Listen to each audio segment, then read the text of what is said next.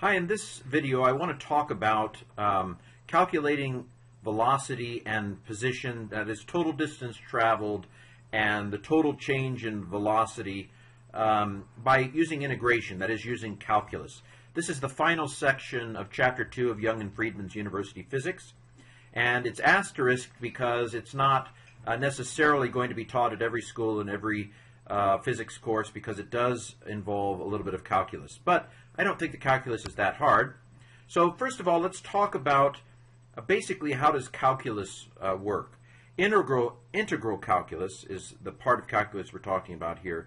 And integration is basically dealing with the question of how you find the area under a curve of some kind when that curve is not easily reducible to some easy equation. So the Greeks could do an awful lot of things because they could, oh, well, this is a circle or this is an ellipse, and they could kind of fiddle with it and figure it out. When Newton and Leibniz came up with the calculus, they found a way to be precise with regard to areas of under things that weren't exactly, normal or average kinds of shapes. So in the diagram I have here, I have a velocity time, kind of diagram here. So the y-axis is the velocity and the x-axis is the time determinant there. And so we have a diagram that is basically velocity times time. Velocity times time gives you distance. That makes sense, right? Because velocity is in meters per second, could be. Time is in seconds. So meters per second times second, the seconds cancel out and you get meters. So when you multiply velocity times time, you get distance. Well, the brilliance of Newton and Leibniz is what they did is they divided the area under an irregular curve or a strange curve, or any curve really, or it could be a straight line, frankly, but divided the part under the curve into little rectangular slices.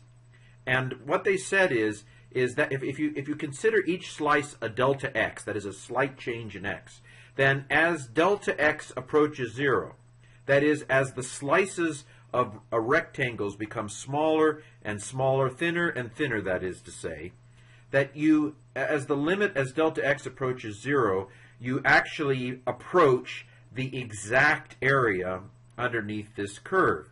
And what that, for example, for distance, in this particular graph, you end up with the total distance that was covered. So to put it in calculus notation, the sum of velocity times change in time, delta t, is going to give you the total distance that is covered, where by sum we mean the sum of all these little slices under the curve. The sum of all the little v delta t's, the sum of all those little rectangles. I mean, look at it, it's an area. The v is the up-down part, and the delta t is the side-by-side part. So, the area of a rectangular is the side times the side. So you have side v times side delta t. And so if you add up all those little v delta t's, add up all those little rectangles, especially as delta t approaches 0, then you're going to come, the limit as delta t approaches 0 is going to get you to the exact area under that curve if you do it that way. So here's the way to put it in scientific notation. X, that is the total distance covered, is going to equal, whatever the starting distance was, plus the integral, that is that area under the curve from time 1 to time 2 of the v, all the little v dt's. And so there you have it. What this is going to give you is a formula for the total distance that is covered from t1 to t2. So it's just another way of saying what the simpler formulas say, but you can use this for any variation in velocity, whereas the other formulas work for constant velocity or constant acceleration. But calculus allows you to do it for variable velocity. Okay, now you can do the same with an acceleration time graph. So in this particular graph, acceleration is the y-axis and time is the x-axis. So you can see from this line that the acceleration was at a lower rate, and then the acceleration increased, and then the acceleration leveled off, and then the acceleration kind of tapered off a little bit at the end.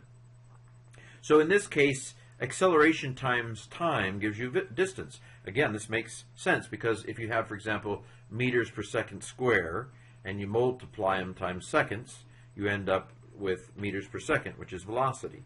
So a delta t gives you the velocity change, and so the area of each rectangle in this case gives you a amount of velocity change. That's what acceleration is, right? A change of velocity. So you have a lower change of velocity for a lower acceleration, and a higher change in velocity for a higher acceleration. And so if you take these rectangles, the area of any one little rectangle is going to be acceleration times the change in time. If you take that change in time and make it smaller and smaller to where it's infinitesimal, then you're going to get the precise area under this. And of course, in this particular graph, all of the acceleration is positive, right? So we have an increase in acceleration. Whether the curve is steep or not is how quickly the acceleration is changing. And so everything under this graph is a positive change in velocity. So basically, using calculus notation, if we take the sum of all the little accelerations times delta t's, that's going to give us the total velocity change, the total velocity added on, especially as delta t approaches 0, it's going to become more and more precise. And so to put that in integral form, calculus form, the total velocity covered, increased, is going to equal the initial velocity plus the integral from time 1 to time 2, integral from t1 to t2, of every little infinitesimal ADT, acceleration kind of delta t as it approaches 0.